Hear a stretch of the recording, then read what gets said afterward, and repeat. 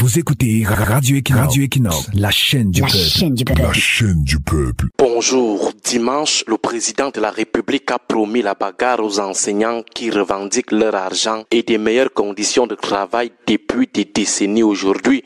On est passé du message présidentiel aux menaces présidentielles.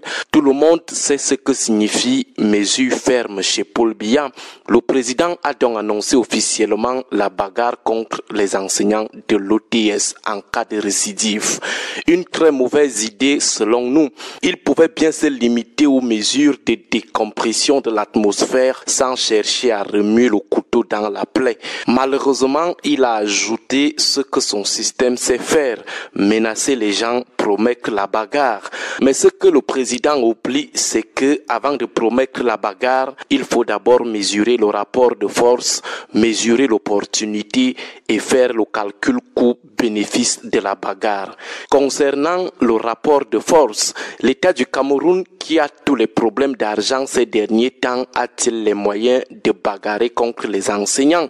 Cet État qui est financièrement à genoux, peut-il vraiment tenir face à une éventuelle détermination des enseignants, le corps des fonctionnaires civils le plus dense?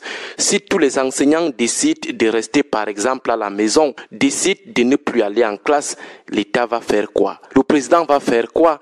Il va envoyer les militaires aller porter les enseignants de force dans leur maison. Le président va-t-il envoyer les gendarmes et les policiers aller fouetter les enseignants dans leur domicile?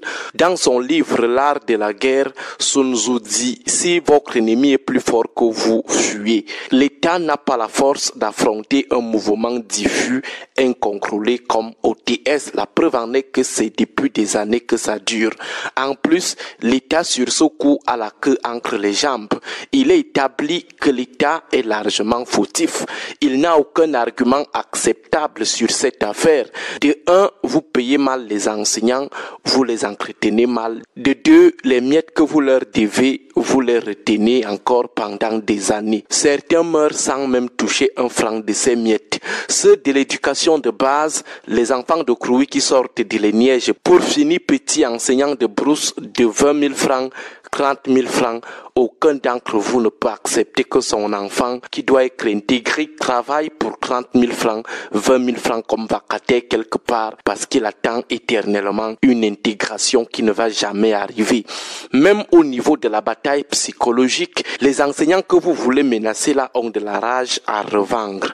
Parlons de l'opportunité. Le climat social, le climat sécuritaire et le climat politique actuel ne sont pas du tout propices pour l'ouverture d'un énième front.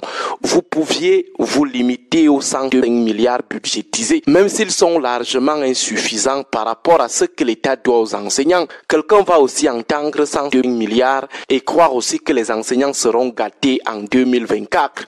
C'est un pas, mais c'est insignifiant au regard de la dette de l'État, au regard de la prise en charge des enseignants en 2024, au regard des attentes des enseignants en termes d'amélioration de leurs conditions financières. Qu'on ne vous trompe pas, c'est très petit. Certainement, c'est ce gros chiffre qui vous a laissé croire que l'État va beaucoup faire et du coup, il a désormais toutes les raisons, toute la légitimité de menacer les enseignants. Non, c'est très petit, 102 milliards. Vous pouviez vous limiter aux promesses de dialogue, même si on sait d'avance qu'avec vous, le dialogue, c'est généralement une perte de temps pour gagner en temps et afficher une bonne foi de façade. Mais ça aurait été moins risqué que la mobilisation de la menace.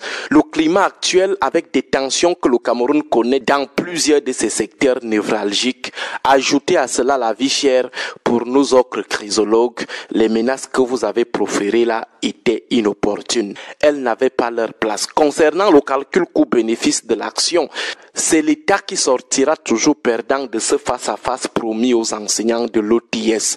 Pour faire simple, si ces enseignants décident de rester définitivement à la maison ou maintiennent l'opération craie morte, c'est-à-dire ils n'enseignent pas, qui va perdre le plus? C'est tout naturellement l'État à qui revient l'obligation d'éduquer la population.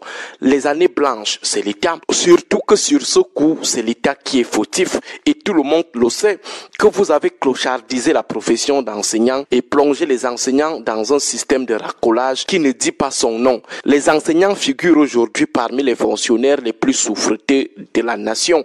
Ceux du primaire, parfois, ils ont pour seul habit de sortie la tenue de la journée de l'enseignant, la tenue du 5 octobre qui finit même d'ailleurs par blanchir sur leur corps. Ceux sortis des énièges qui se débrouillent dans des écoles de brousse n'ont pas d'autres alternatives que de commencer et de boucler leur journée dans des points de vente de vin de palme et des whisky en sachet parce que c'est leur niveau là-bas, c'est le niveau de leur salaire. Un gars pareil a quoi perdre en cas de guerre entre l'État et les enseignants.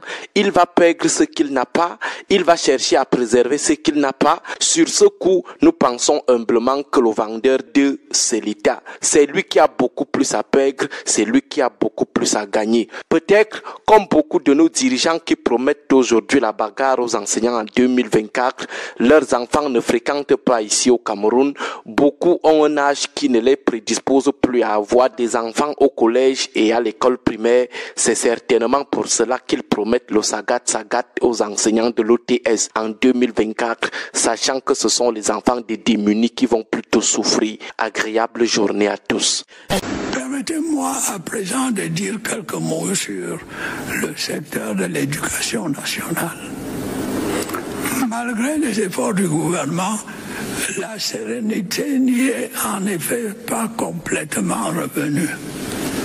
Pourtant, des efforts méritoires ont, de l'avis même des concernés, été consentis par le gouvernement à cet égard. En dehors des nombreuses mesures de divers ordres qui ont été prises par les administrations concernées, plus de 72 milliards de francs CFA ont été débloqués en 2023 pour prendre en charge les dépenses y afférentes.